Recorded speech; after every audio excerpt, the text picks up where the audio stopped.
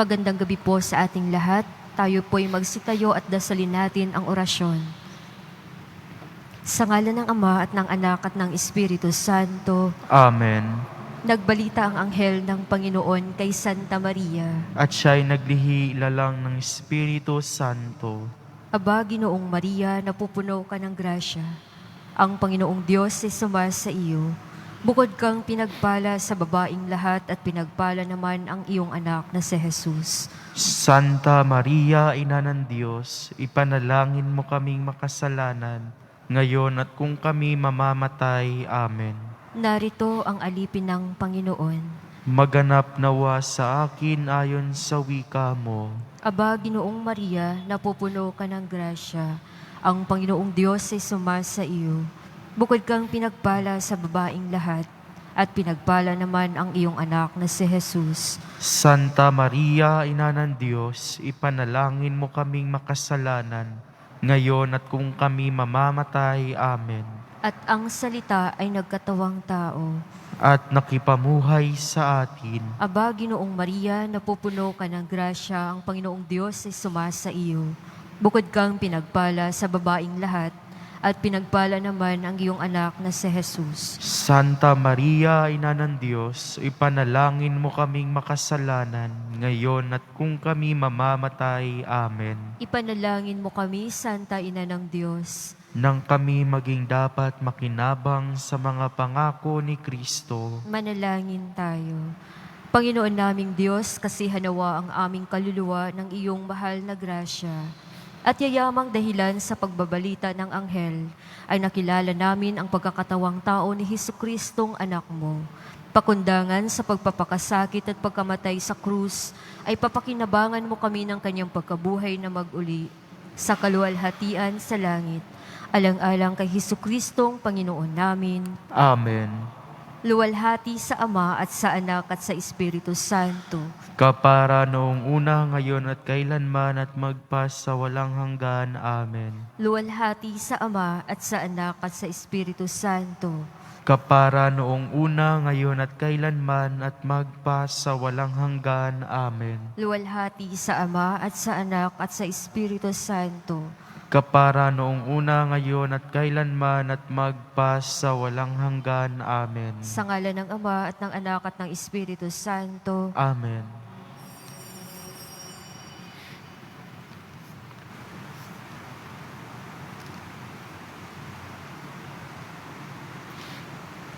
Ating dasalin ang panalangin sa takip silim.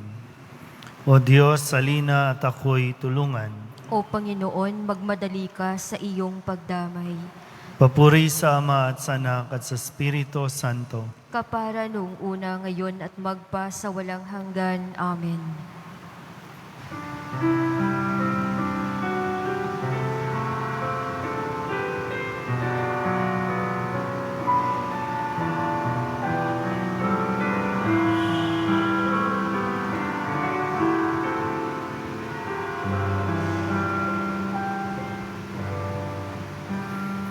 Panginoon ang aking tanglaw,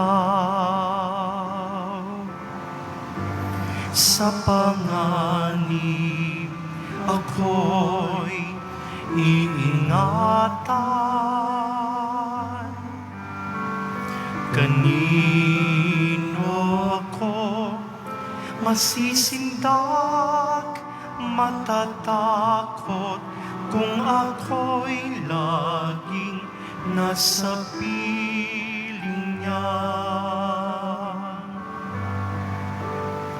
O Diyos, pakinggan mo ang aking tawad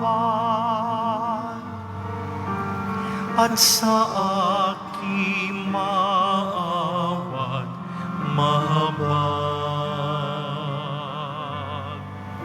Buhay ko may pagtangkaan, buhay ko may pagbantaan, sa'yo pa rin magtitiwala kailanman. Ang Panginoon ang aking tanglaw.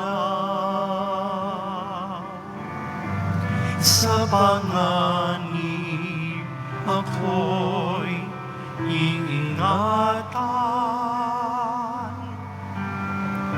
Kanino ako masisindak, matatakot kung ako'y laging nasa piling niya.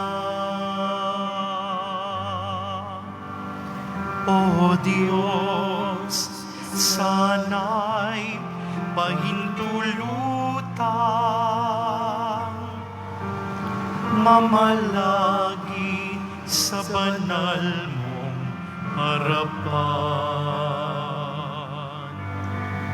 Ang tinig mo'y mapakinggan, pag-ibig mo'y maramdaman, kadakilaan mo't ganda'y masaksihan. Ang Panginoon ang aking tanglaw. Sa panganib ako'y iingatan.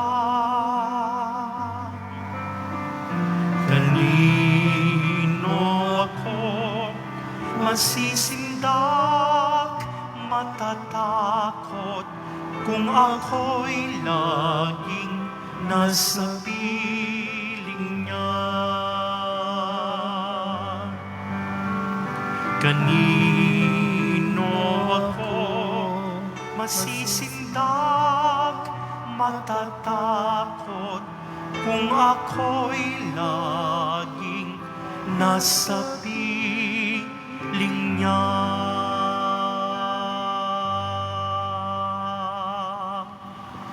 Unang antipona. Panginoon, kamangha-mangha ang karunungan mo, di kayang unawain ng isip ko. Panginoon, kamangha-mangha ang karunungan mo, di kayang unawain ng isip ko.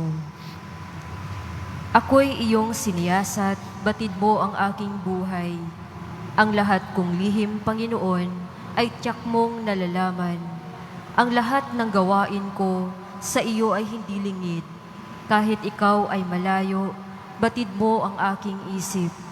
Ako iyong nakita ay gumawa o hindi man, ang lahat ng gawain ko'y pawang iyong nalalaman. Hindi pa ako umiimik, yaong aking sasabihi. Alam mo ng lahat iyon, lahat ay di malilihim. Ika'y laging kapiling ko, katabi ko oras-oras. Ang likas mong kalakasan, ang sa akin nag-iingat. Nagtataka ang sarilit, alam mo ang aking buhay. Di ko kayang unawain, iyang iyong karunungan. Saan ako magpupunta upang ako'y makatakas? Sa banal mong espiritu'y hindi ako makaiwas. Kung langit ang puntahan ko, pihong ikaw naroroon. Sa Siol ay naroroon ka kung doon ako manganganlong. Kung ako ay makalipad, umiwas na pasilangan, o kaya ang tirahan ko'y ang duluhan ng kanluran. Pihong ikaw ay naroon upang ako'y pangunahan. Matatagpo kita roon upang ako ay tulungan. Kung ang aking pagtaguan ay ang dilim na pusikit, padiliming parang gabi ang liwanag sa paligid. Maging itong kadiliman sa iyo ay hindi dilim, at sa iyo yaong gabi, parang araw na magniningning. Madilim at maliwanag, sa iyo ay pariho rin. Papuri sa Ama at sa Anak at sa Espiritu Santo. Kapara noong una, ngayon at magpa sa walang hanggan. Amen. Panginoon, kamangha-mangha ang karunungan mo, di kayang unawain ng isip ko. Ikalawang antipona. Ako ang Panginoon, sinisiyasat ko ang isipan at tinitingnan ang kalooban. Aking ibinibigay kanino man ang naayon sa kanyang inasal. Ako ang Panginoon, siniyasat ko ang isipan at tinitignan ang kalooban. Aking binibigay kanino man ang naaayon sa kanyang inasal. Ang anumang aking sangkap, ikaw o Diyos ang lumikha. Sa tiyan ng aking inay, hinugis mo akong bata. Pinupuri kita o Diyos, marapat kang katakutan. Ang lahat ng gawain mo ay kahangahangang tunay. Sa loob ng aking puso, lahat ito'y nakikintal. Ang buto ko sa katawan noong iyon ay hugisin. Sa loob ng bahay bata, do'y iyong napapansin. Lumalaki ako roong sa iyo'y di nalilihim. Ako'y iyong nakita na hindi pa man sumisilang. Batid mo kung ilang taon ang haba ng aking buhay. Pagkat ito'y nakatitik sa aklat mo na talaan, matagal ng balangkas mong ikaw lamang ang may alam. Tunay, Panginoon, di ko kayang matarok ang iyong isip. Ang dami ng iyong balak ay hindi ko nababatid. Kung ito ay bibilangin, ay sindami ng buhangin. Sa iyo pa rin ako kung umaga ng magising. O Diyos, ako'y siyasatin, alamin ang aking isip. Subukin mo ako ngayon kung ano ang aking nais. Kung ako ay hindi tapat, ito'y iyong nababatid.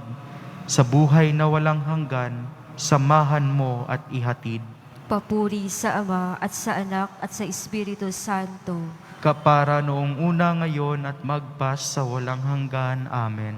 Ako ang Panginoon, siniyasat ko ang isipan at tinitignan ang kalooban. Aking binibigay kanino man ang naaayon sa kanyang inasal. Ikatlong antipona.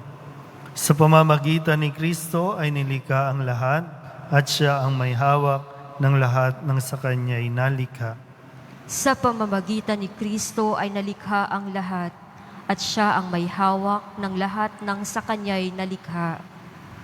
Magpasalamat kayo sa Ama, sapagkat minarapat niyang ibilang kayo sa mga hinirang na magmamana sa kaharian ng kaliwanagan. Iniligtas niya tayo sa kapangyarihan ng kadiliman at inilipat sa karian ng kanyang minamahal na anak. Sa pamamagitan ng anak, tayo'y pinalaya at pinatawad sa ating mga kasalanan. Si Kristo ang larawan ng Diyos na di nakikita at siyang may kapangyarihan sa lahat ng nilikha. Sapagkat ang lahat ng nasa langit at nasa lupa, nakikita man o hindi. Pati ang mga naghahari at namamahala, mga namumuno at may kapangyarihang espiritual, ay pawang nilikha ng Diyos. Sa pamamagitan niya at para sa Kanya, siya'y una sa lahat at sa Kanya nakasalalay ang kaayusan ng lahat ng bagay. Siya ang ulo ng simbahan ng kanyang katawan. Siya ang una, ang panganay na anak, ang unang nabuhay na muli, upang siya ay maging pinakadakila sa lahat ng bagay. Ipinasya ng Diyos na ang Kanyang kalikasan ay manatili rin sa anak at iniibig niya ang sandaigdigan, ay makikipagkasundo sa Kanya sa pamamagitan ng anak. Sa pamamagitan ng pagkamatay nito sa krus, nagkasundo nga ang Diyos at ang lahat ng nilikha sa langit at lupa. Papuri sa Ama at sa Anak at sa Espiritu Santo. Kapara noong una, ngayon at magpa sa walang hanggan. Amen. Sa pamamagitan ni Kristo ay nalikha ang lahat at siya ang may hawak ng lahat ng sa kanya'y nalikha. Pagbasa mula sa unang sulat ni Apostol San Juan. Nakatitiyak tayong nakikilala natin ang Diyos kung sinusunod natin ang Kanyang mga utos. Ang nagsasabing nakikilala ko siya, ngunit sumusuway naman sa Kanyang mga utos ay sinungaling, at wala sa Kanya ang katotohanan. Ngunit ang tumutupad sa salita ng Diyos ay umiibig sa Kanya ng wagas. Ganito natin nalalamang tayo'y nasa Kanya. Ang nagsasabing nananatili siya sa Diyos ay dapat mamuhay tulad ng pagkapamuhay ni Hesukristo. Ang salita ng Diyos. Salamat sa Diyos. Angkinin mo, Panginoon, at itangi sa iyong paningin.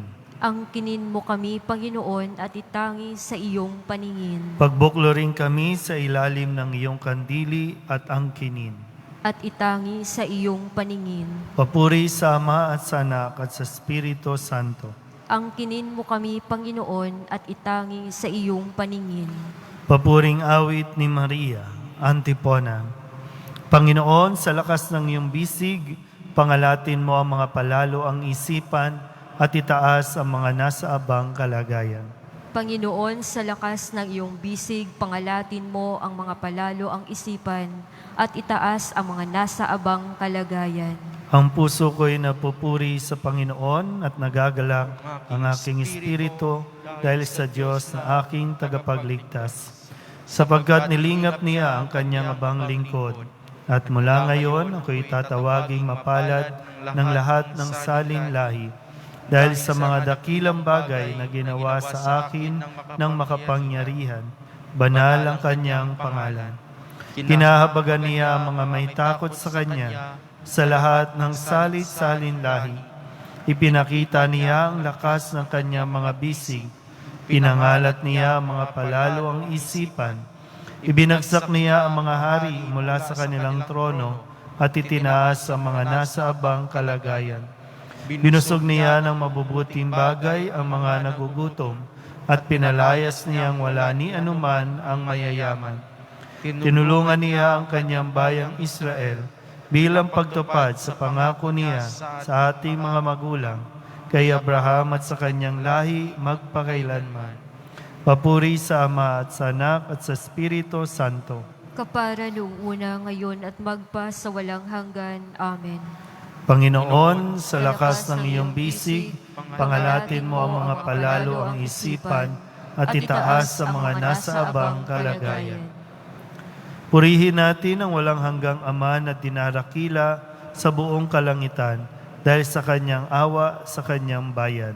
Magalak ang mga umaasa sa iyo, Panginoon. Alalahanin mo, Panginoon, na iyong isinugo ang iyong anak sa daigdig upang maging manunubos at hindi bilang hukom ng sangkatauhan. Ang kanya nawang maluwalhating kamatayan ang magdalas sa amin sa kaligtasan. Manalangin tayo. Magalak ang mga umaasa sa iyo, Panginoon. Hinirang mo ang Santo Papa Francisco, ang aming Obispo Broderick, ang aming Kora-Paroko Hernando, at ang lahat ng mga pari upang maging lingkod ni Kristo at tagapangasiwa ng iyong kamanghamanghang biyaya. Paunlarin sila sa karunungan, pag-ibig at pananampalataya. Manalangin tayo. Magalak ang mga umaasa sa iyo, Panginoon. Tinawag mo ang mga kalalakihan at kababaihan sa kalinisan para sa kapakanan ng iyong kaharian. Tulutan silang masundan ng iyong anak ng buong katapatan. Manalangin tayo. Magalak ang mga umaasa sa iyo, Panginoon. Sa simula't simula pa, niloob mong maging isa sa kasal ang lalaki at babae.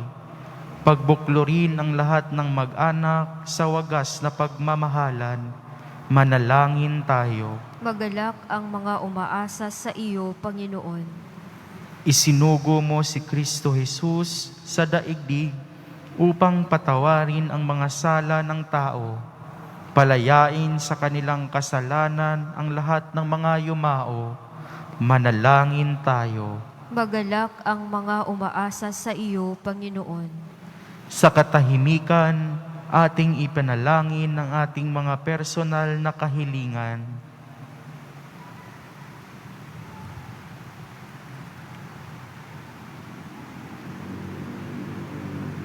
Ating idalangin na gawaran ng katatagan ng pananampalataya, pag-ibig at kagalingan ng katawan at kaluluwa ang lahat ng mga biktima ng COVID-19, ng mga kalamidad, sakuna, karahasan at ang lahat ng mga frontliners. Nawa, maunawaan ng lahat ng tao ng may kababaang loob at pag-asang magwawakas ang pandemyang ito nang naaayon sa iyong kalooban. Panginoon, idinadalangin din namin ang lahat ng yumao ngayong pandemya. Nawa ay makamtan nila ang ipinangako mong buhay na walang hanggan. Manalangin tayo. Magalak ang mga umaasa sa iyo, Panginoon. Dasalin natin ang panalangin tinuro sa atin ng ating Panginoong Hesukristo. Ama namin, Sumasalangit ka, sambahin ang ngalan mo, mapasa amin ang kaharian mo, sundin ang loob mo dito sa lupa para nang sa langit. Bigyan mo kami ngayon ng aming kakanin sa araw-araw, at patawarin mo kami sa aming mga sala, para ng pagpapatawad namin sa nagkakasala sa amin. At huwag mo kaming ipahintulot sa tukso, at iadya mo kami sa lahat ng masama. Amen. Ama, binusog mo ang mga nagugutom ng mga mabubuting bagay. Alalahanin ang iyong walang hanggang awa. Tunghayan ang aming karukaan at tulutan kaming makabahagi sa yaman ng iyong buhay at pagmamahal. Hinihiling namin ito sa pamamagitan ni Jesucristo, kasama ng Espiritu Santo, magpasawalang hanggan. Amen. Sumainyo ang Panginoon At sumaiyo rin. at pagpalain kayo ng makapangyarihang Diyos, Ama at Anak, at Espiritu Santo. Amen. Mahal na Birhen, mapagpagaling sa mga may sakit. Ipanalangin mo kami. San Juan Bautista, Ipanalangin mo kami. San Enrique Moreno, Ipanalangin mo kami. San Juan Yudes, Ipanalangin mo kami. San Roque, Ipanalangin mo kami. San Lazaro, Ipanalangin mo kami. San Lorenzo Ruiz, Ipanalangin mo kami. San Pedro Calungsod. Ipanalangin mo kami. Magandang gabi po. Ay isa sa mga titulo na ibinigay ng simbahan ay pagiging martir. Ang martir, sabi nga po, no, ang pagkamartir ay handang magbigay. Pag sinabing martir, handang magsakripisyo, handang ialay kahit ang kanyang buhay. Yan ang pagiging martir. Nagbibigay. Hindi siya yung tanggap ng tanggap, kundi siya yung nagbibigay ng nagbibigay. Kahit pa maubusan, patuloy siyang magbibigay.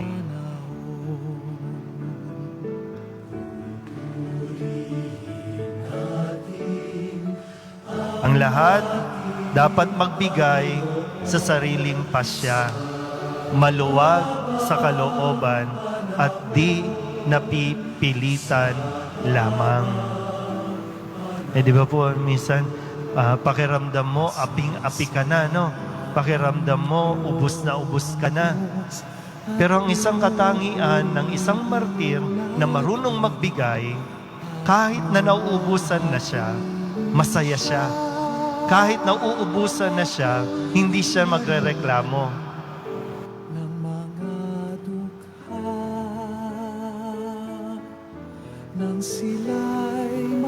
At susuklian ng Diyos ang anumang bagay na ibinigay natin ng may kababaang loob, ng may saya sa ating mga labi. Susuklian at susuklian.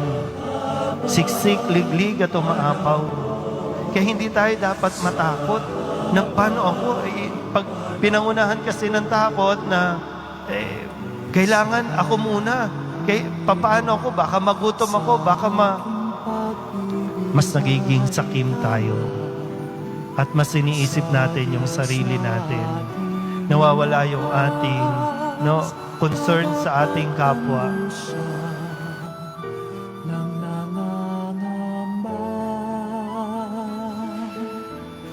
Kasi nandoon yung totoong paglilingkod. Kaya nga ang lahat nakaugat kay Kristo. Lahat ng ating ginagawa ay dahil sa pagsunod natin kay Kristo.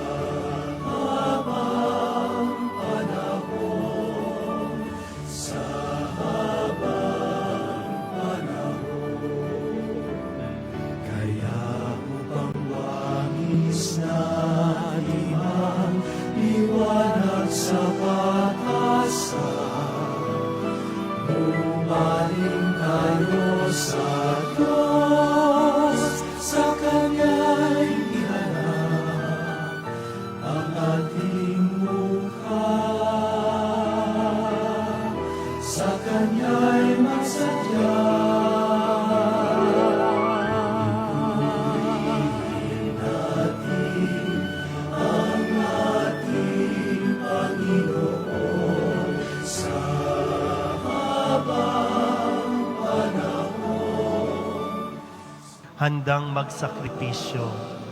Yung kahit yung kapalit ng kaligayahan, yung hindi iisipin yung sariling kaligayahan o kapakanan.